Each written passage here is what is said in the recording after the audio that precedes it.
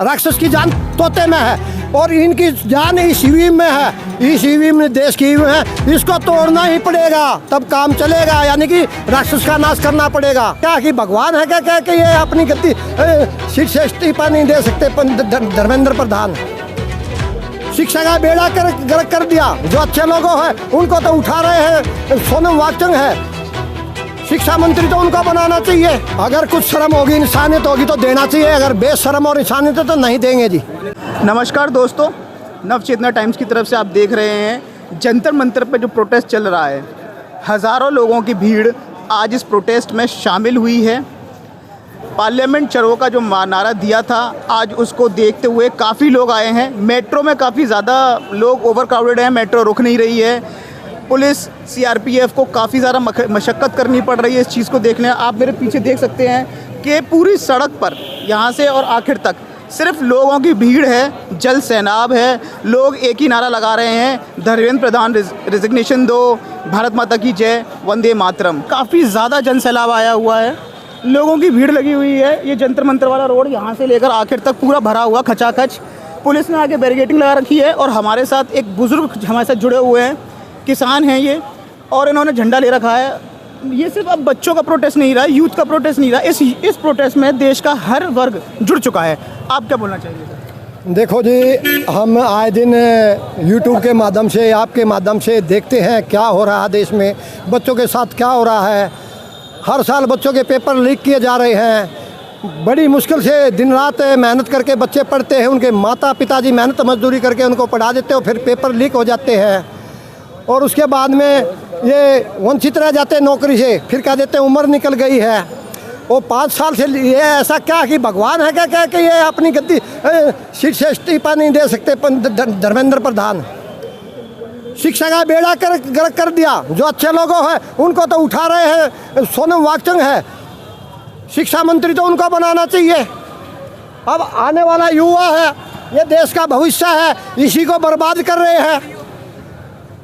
तो हम इसलिए आए हैं, बच्चों के लिए आए हैं, देश के लिए आए हैं, देश के भविष्य के लिए आए हैं। हम हरियाणा से आए हैं और एसबीटीआई से पैदल ही आए हैं इधर तक।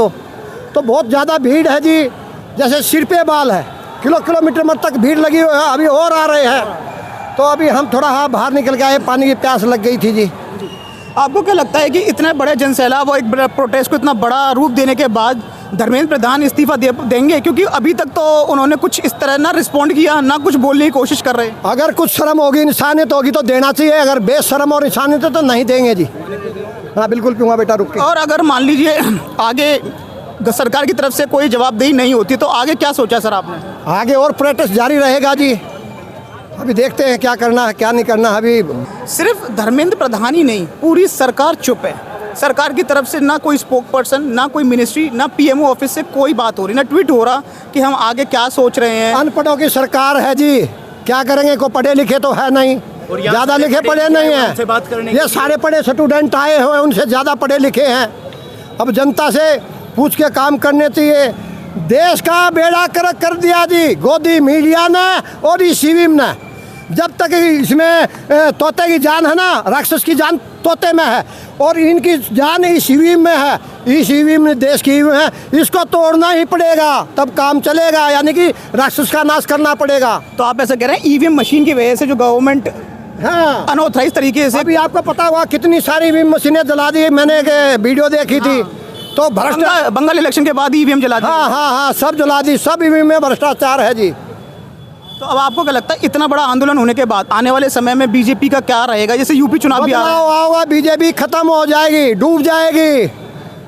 यानी कि जो इनमें भ्रष्ट आदमी है ना, इन्होंने नहीं संभाले, नहीं इस्तीफा दिया तो डुबो देंगे। लुटिया डूबने वाली है, लुटिया डूब गई समझो। दोनों ने देना पड़ेगा। आप कुछ करें? अब देश जाग गया है, देश जाग चुका है। अच्छा एक चीज़ मैं सिर्फ एक को भी शर्म आने लगी, अंधभक्तों को भी शर्म आने लगी। अब हम आए हैं, हमारे पैर में चोट लगने के बाद भी हम पैदल आए हैं, जुनून है, काम छोड़ के आए हैं। इतनी सब बातों के बाद हमें ये पता चल चुका है कि अभी भी देश में उम्मीद मरी नहीं है। लोग जागरूक हैं, गोदी मीडिया को जगाने की कोशिश की जा रही है, अंधभक्तों को जगाने की कोशिश की जा रही है।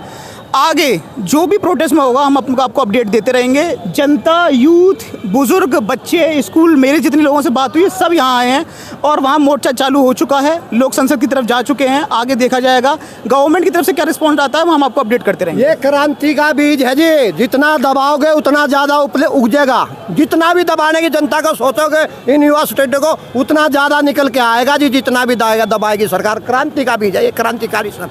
धन्यवाद जी। धन्यवाद सर।